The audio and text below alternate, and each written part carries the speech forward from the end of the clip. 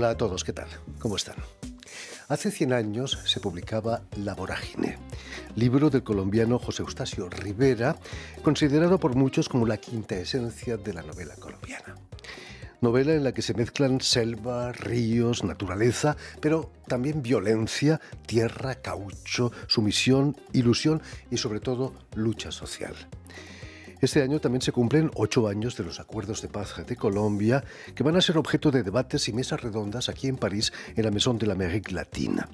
Y precisamente nuestro invitado de hoy, Francisco Flores Bolívar, director del Archivo General de Colombia, participaba ayer en un conversatorio que abordaba el tema de América Latina y sus vorágines.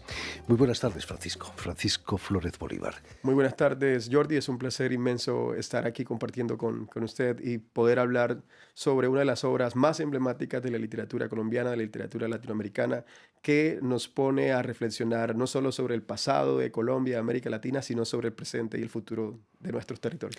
Bienvenido a París y a Radio Francia Internacional. Aunque La Vorágine es una novela escrita por un colombiano, La Vorágine ha afectado y sigue afectando todo el continente, ¿no?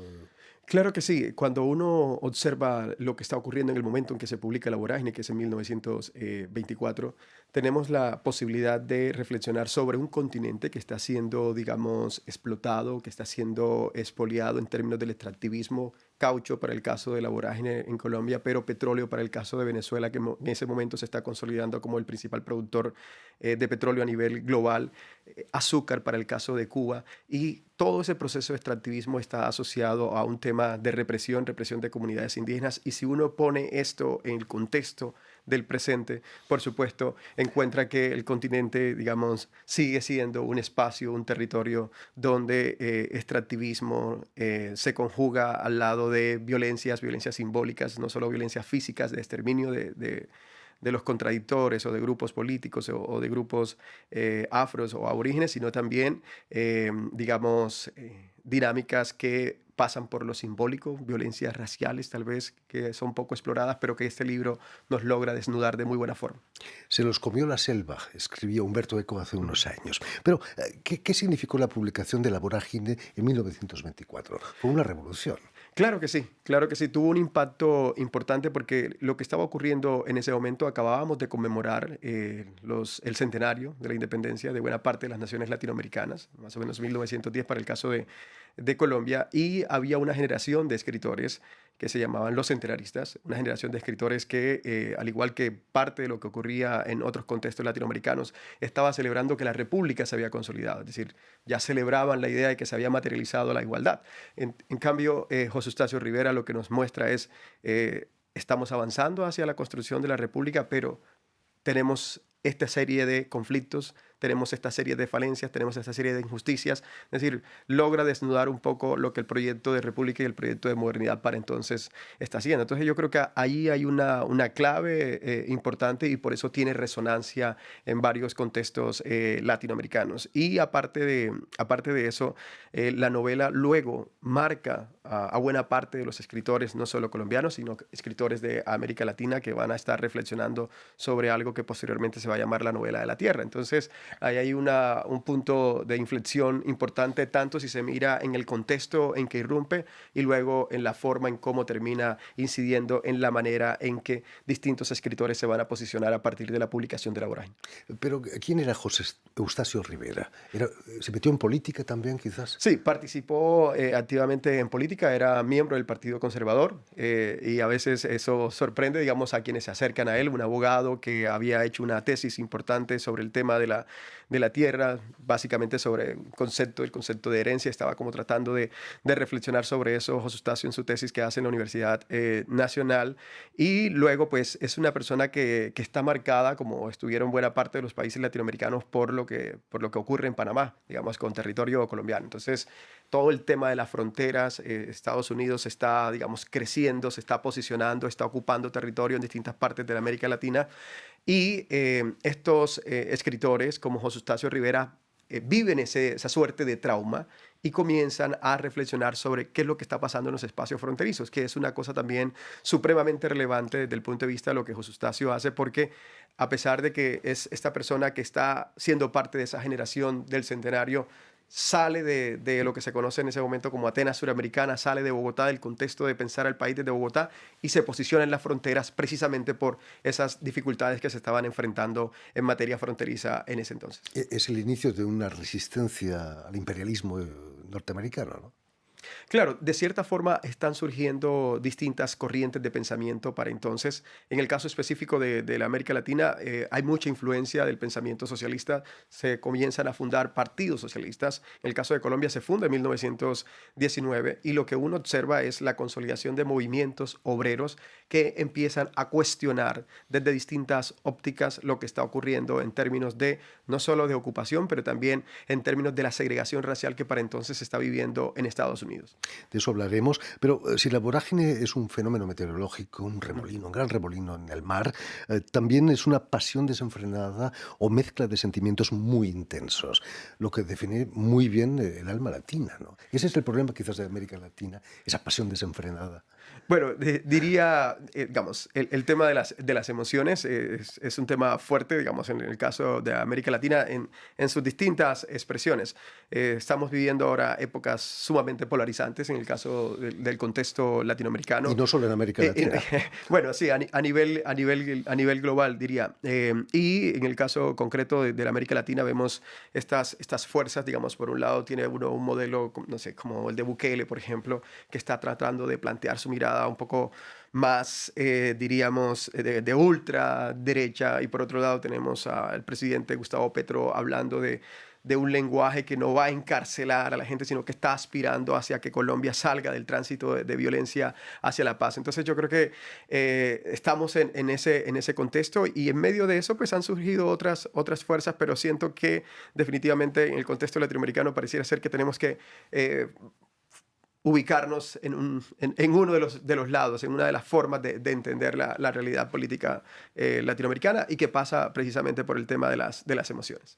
Permíteme, Francisco, que recuerde a nuestros oyentes que has nacido en Cascajal, corregimiento de Manangué, perdón, y que como historiadora e investigadora has trabajado sobre el esfuerzo de intelectuales negros y mulatos colombianos como Manuel Zapata, Jorge Aitel, por la defensa de sus prácticas culturales y artísticas.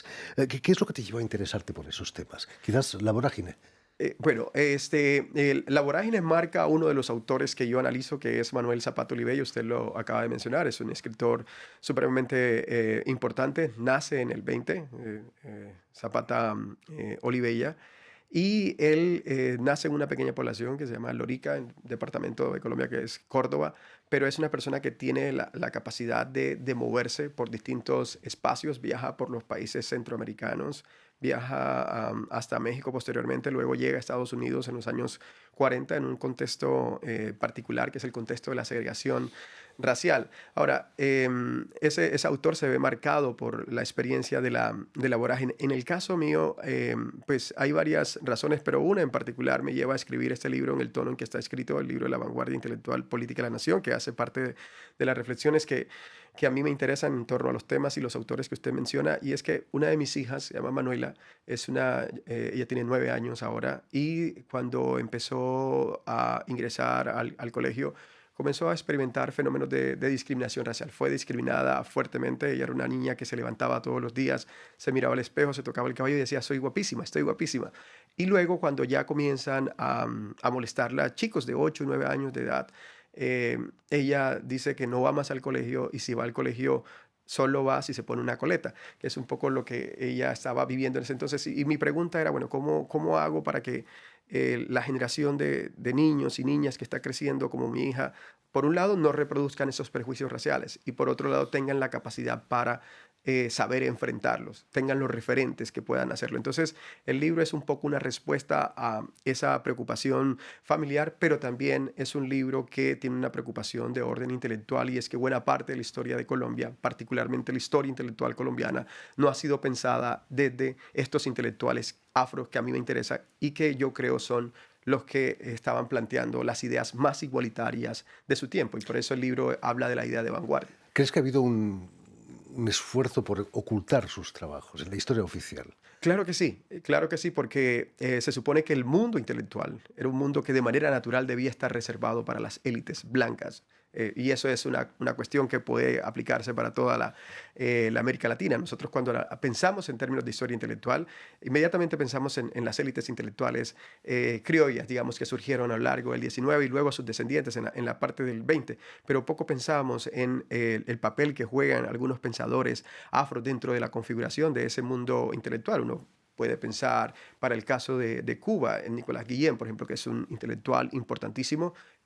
Uno puede pensar para el caso de Colombia en personas como Manuel Zapata Olivella. Y si uno va ampliando el espectro, va a encontrar que en los distintos países de la América Latina están estos sectores afros que de manera temprana tuvieron una participación importante, pero que dentro de la historia oficial, tal cual como lo señala Jordi, no tienen un lugar y una centralidad. Por el caso de Colombia, por ejemplo, la primera novela republicana que se publica en 1844 es escrita por Juan José Nieto, que es una figura afro que llega a ser presidente de la Confederación Neogranadina en la segunda mitad del 19. Eso poco se había estudiado y poco se sabía. El libro llama la atención sobre esas trayectorias intelectuales afro que han surgido a lo largo del siglo XIX y se extienden hasta el siglo XX. Eres autor también del ensayo del turismo y su historia, su histórica tradición de Cartagena. ¿Cuál fue esa histórica tradición? ¿Es esconder los orígenes afrodescendientes? Claro, ahí hay una cuestión que a mí me llama mucho la atención y es el enfoque que el turismo fue tomando en el caso de Colombia y en particular el caso de Cartagena. Es un ensayo que invita a decir, bueno, hay que parar con el culto a la piedra, que es un poco lo que estaba ocurriendo en Cartagena. Hay un culto a las murallas, digamos, un culto por lo patrimonial entendido desde el punto de vista no de la gente y que la gente viva, digamos, como en Barcelona, que sí se ha hecho, digamos, el sentido digamos, de que la gente viva el turismo. Y escuchábamos al secretario de Cultura del Estado español hace poco en la Feria Internacional del Libro y reflexionábamos sobre turismo y sobre turismo y ciudad. Y en el caso de Cartagena, ese culto a la piedra lo que hizo fue que se reconfiguraran ciertos espacios. La gente negra fue sacada del perímetro cercano al cordón amurallado que le da forma al centro histórico de la ciudad de Cartagena, y poco a poco entonces lo que se fue estructurando es lo que yo he llamado un culto a la piedra y un desprecio a la gente. A la gente. Terrible. Hace unos meses eres nombrado director del Archivo General Nacional en Colombia. Para un investigador como usted, como tú, es un sueño, pero también es un desafío, ¿no? Sí, ¿A qué desafíos tienes que enfrentarte en estos próximos sí, meses? es un reto enorme porque, claro, es un archivo con una gran tradición, es un archivo que contiene información desde el siglo XVI, digamos, parte de todo el proceso de conquista y colonización posteriormente, y se extiende hasta información mucho más reciente está relacionada con todo el proceso de paz en el caso de Colombia. Ahora, cuando pensamos en los desafíos y en los retos que estamos enfrentando, pensamos sobre todo cuál es el tipo de archivo que a futuro debemos tener. Y parte de eso tiene que ver con tecnologías de la información. Entonces estamos asumiendo el reto de poder poner a dialogar todo lo que tradicionalmente se hace desde un archivo junto con todas las posibilidades que las tecnologías de la información enfrentan. Y por otro lado está el reto de internacionalizar un poco más el Archivo General de la Nación, darle una proyección más global, y eso explica en parte que estemos por acá en Francia, que estemos organizando eventos en Estados Unidos y en otras partes de la América Latina, con el ánimo de señalar que, si bien es cierto, somos un archivo que tiene una preocupación por la memoria histórica de Colombia, esa memoria histórica debe salir y debe conocerse a nivel global. La digitalización, imagino que es el caballo de batalla, ¿no? De su dirección. Es parte del esfuerzo que estamos haciendo, digitalizar no solo en el Archivo General de la Nación, sino también contribuir a que parte del patrimonio y la memoria histórica de Colombia que está en sus regiones no se pierda. Y avanzar en ese sentido, pues, implica digitalizar parte de esa información para que pueda estar de acceso a toda la ciudadanía y, por supuesto, a los interesados en la historia de Colombia. Imagino que en los archivos debe haber algún tesoro. ¿De qué tesoro se siente más orgulloso de poseer? Bueno, hay documentos bien interesantes digamos, todo lo que ocurría a finales, en el siglo XVI, digamos, hay documentos más o menos de 1546 que nos muestran un poco cómo era la provincia de lo que hoy día es Cartagena, la provincia de Cartagena, las comunidades indígenas que estaban allí. Ese es una parte importante. Y recientemente hemos estado haciendo unos esfuerzos enormes en el sentido de recuperar parte de toda la historia y trayectoria del feminismo en Colombia. Hay mujeres, organizaciones de mujeres que se han acercado al Archivo General de la Nación, han donado sus archivos y estamos tratando de reconstruir con ellas conjuntamente toda esta trayectoria de mujeres que están luchando por sus derechos en la segunda mitad del siglo XX. Creo que es una de las cosas recientes que tenemos y, por supuesto, el Fondo y la Comisión de la Verdad me parece que es una de las cosas más interesantes, en tanto permite reconocer un poco todo lo que ha sido la trayectoria contemporánea de Colombia, no solo en términos del conflicto armado que la ha marcado, sino también en función de los esfuerzos de paz que distintas organizaciones han venido realizando a lo largo de los años, que es otra de las esferas que nosotros estamos interesados en recuperar. Hay una suerte de dimensión olvidada de la paz en Colombia que hay que rescatar y que hay que reconstruir. Nos hemos convertido en expertos en hablar sobre la violencia en Colombia y sobre el conflicto armado, pero también hay muchísimas organizaciones y muchísimos territorios en los que se han hecho esfuerzos enormes para avanzar hacia la construcción de paz. Como decíamos, esta tarde, este viernes, va a tener lugar una mesa redonda en la Maison de l'Amérique Latina, aquí en París, sobre los 8 años del Plan de Paz. ¿Qué ha cambiado la presidencia de Gustavo Petro en Colombia? ¿Hay otra manera de abordar esas negociaciones? Claro, hay un interés genuino, diría yo. Hay un interés genuino de parte del señor presidente de la República por entender que la paz no es solo el silenciamiento de los fusiles, sino que para construir paz tiene que construir equidad. Y cuando uno observa ese esfuerzo, lo ve reflejado en todo lo que se hizo. Por lo menos este año se tomó la decisión del 60% del presupuesto nacional que se invierte en los territorios excluidos, que son los territorios donde mayormente se viven las estructuras de desigualdad en Colombia. Entonces siento que ahí, digamos, hay ese esfuerzo claro, notorio de parte del señor presidente por avanzar hacia una materialización de la paz. Ahora, hay unos retos enormes, unos retos que tienen que ver con cuán dispuesta están ciertos sectores de la élite colombiana para ceder en términos de reformas. La paz, tal cual como el señor presidente la ha entendido desde la dimensión de la paz total, implicaba e implica hacer una serie de reformas en materia pensional, en materia de salud, en materia de educación. Algunas de esas reformas han encontrado unos obstáculos enormes, fuertes, en parte de las élites económicas, empresariales colombianas, y siento que es un poco también la reflexión que hay que hacer, porque usualmente se dice, bueno, el presidente no ha podido avanzar lo suficiente, está haciendo todos los esfuerzos enormes por avanzar, uno lo ve reflejado en muchas de las acciones y las decisiones políticas que está tomando. La otra pregunta que hay que formularse es hasta qué punto también otro sector de la élite que tiene que entrar a jugar un papel clave dentro de esto está en capacidad de ceder. Entonces yo siento que hay hay un esfuerzo claro, decidido de parte del señor presidente y parte de la sociedad civil colombiana, digamos, los movimientos de víctimas, las organizaciones de derechos humanos, sectores de las juventudes que están acompañando el proceso y esperemos a ver que llegue a feliz términos, aun cuando sabemos que hay unos retos enormes que enfrentar. Con mucha pasión, pero hay que salir de la vorágine, ¿no? Al menos.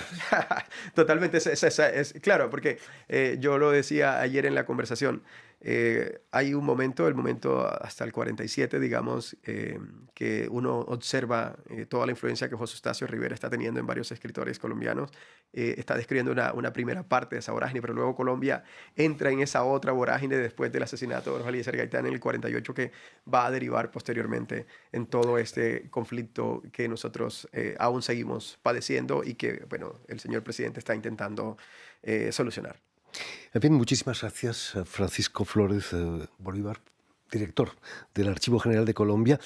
Permíteme también que dé las gracias a Vanessa Loiseau y a Julian Leng, quienes se han ocupado hoy de la realización del programa, y también saludar a nuestros telespectadores que nos siguen en todo el continente americano, seguro que en Bogotá también, gracias a la cadena Unión Continental Latinoamérica, que es la cadena de la OEA, la Organización de Estados Americanos, y una red que se llama TAL, que reúne televisoras públicas y universitarias de América Latina. Y a ustedes, muchísimas gracias por su atención y les damos cita para una nueva edición de El Invitado de Radio Francia Internacional.